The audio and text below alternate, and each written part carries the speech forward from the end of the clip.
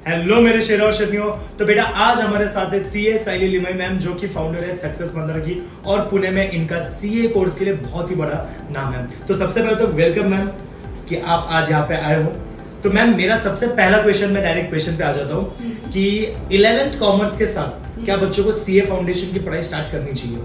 Yes, okay, so thank you Abhishek sir. So Abhishek sir, आप Alaknanda academy में 11th 12th के students को accounts पढ़ाते हो। ओके, सो आपको 11th 12th का अकाउंट्स का सिलेबस डिटेल में पता है। तो आपका जो क्वेश्चन है कि 11th के साथ सीए फाउंडेशन स्टार्ट करना चाहिए क्या, तो इसका आंसर है यस। तो इसमें क्या होगा सर, 11th 12th का जो सिलेबस है अकाउंट्स का 90% सेम सिलेबस है in CA foundation. Only 2-3 chapters are new for them. So अगर उन्होंने 11th के साथ ही स्टार्ट कर दी जर्नी तो उनका वहाँ पे टाइम सेव हो जाएगा, करेक्ट। सो आप ही सीए फाउंडेशन का accounts most of the syllabus पढ़ाने वाले हो, मैं कुछ चैप्टर्स जो एडिशनल है वो पढ़ाने वाली हूँ। सो अगर सेम टीचर उनको 11 पढ़ा रहा है, 12 पढ़ा रहा है और सीए फाउंडेशन भी पढ़ा रहा है, तो वो बच्चे के लिए भी बहुत ईजी हो जाता है क्योंकि वो कनेक्टेड रहता है विद द टीचर। एंड ये फॉर एग्जाम्पल कि एक जर्नल नाम का टॉपिक है 11th में, सो वही पहला टॉपिक है। और यहाँ पर भी आप देखते हो सीए फाउंडेशन में तो सेम टॉपिक जर्नल एंट्री का, करेक्ट, जर्नल एंट्रीज का। सो उनको क्या करना है कि 11 से उन्होंने कंसेप्ट्स पढ़ लिया, 11 के क्वेश्चंस की प्रैक्टिस कर ली, तो आप इमीडिएटली उनको सीए फाउंडेशन के बुक से, जो सीए इंस्टीट्यूट का बुक है उससे प्रैक्टिस करवा, मॉड्यूल जिसे कहते हैं, जैसे करेक्ट, जिसको आप मॉड्यूल कहते हैं आईसीआई, उससे आप प्रैक्टिस करवा के लोगे।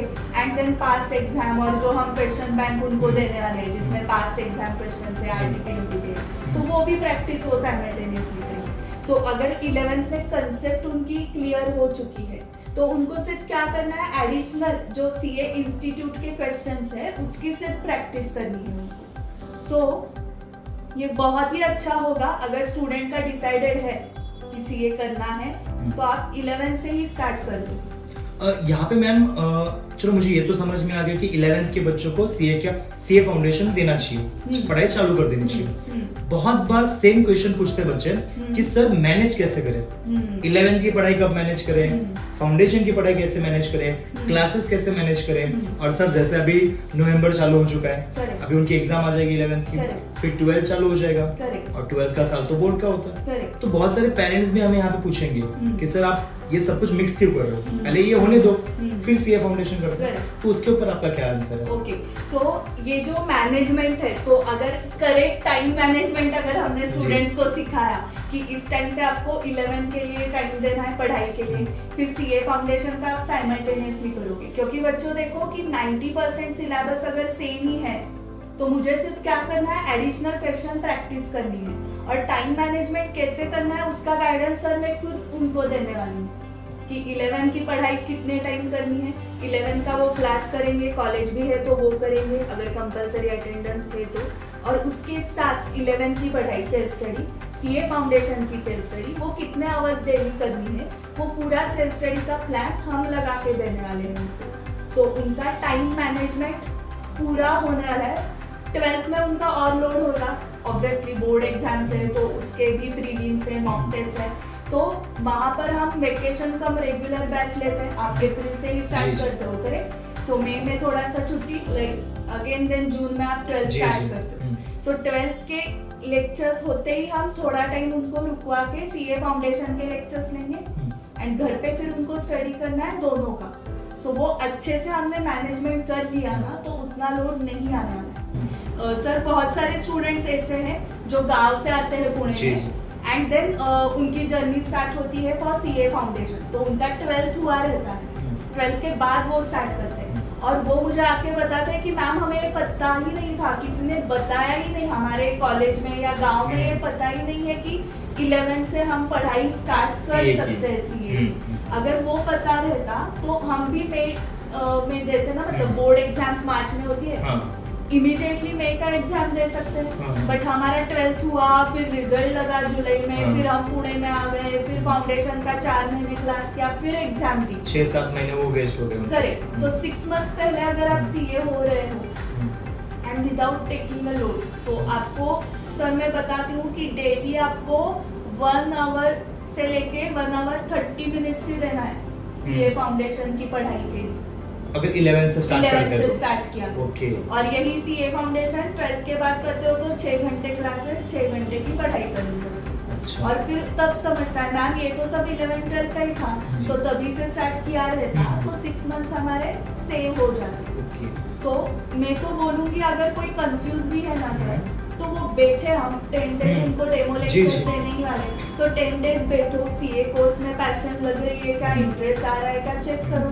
आ रहा है तो कंटिन्यू करो नहीं आ रहा है तो आप डिसकंटिन्यू कर सकते हो। सो ये जो कंफ्यूजन है क्योंकि सीए कोर्स के बारे में कंफ्यूजन रहता ही जी, है जी, क्योंकि बिल्कुल। एक ही पता होता है कि डिफिकल्ट है डिफिकल्ट बट सीए कोर्स में सर 90 अबव मार्क्स ला रहे हैं स्टूडेंट्स सीए फाइनल के स्टूडेंट्स को 100 आउट ऑफ 100 मिलते हैं अरे वाह ये पता ही नहीं है ना ये पार्ट पता ही नहीं है उतना ही पता है कि सीए कोर्स डिफिकल्ट डिफिकल्ट है वो सो पहले से ये भी हो चुका उतना है ही स्कोरिंग है हम्म। और साइमल्टेनियसली करेंगे तो फास्ट हो जाएगा उनका क्योंकि सेम सिलेबस नया नया सीखा हुआ है और एक चीज 11 12th आप सिर्फ करते हो तो कैसे थोड़ा कॉमर्स के स्टूडेंट्स के साथ जी। ऐसा होता है कि टाइम पास हो जाता है Time pass क्योंकि हो आपको भी पता है हम्म। सिलेबस बहुत कम जी। है तो 2 साल अगर उन्होंने टाइम पास किया है और बाद में वो सीए की जर्नी स्टार्ट करते हैं तो फिर वो 12 घंटे पढ़ाई के लिए बैठना डिफिकल्ट हो जाता है क्योंकि 2 इयर्स मुझे आदत है टाइम पास करने की 12 to 5 अगर कॉलेज है 2 घंटे क्लास Class है होता है। फिर तो टाइम पास ही चलता जी सो वो ब्रेक हो जाता है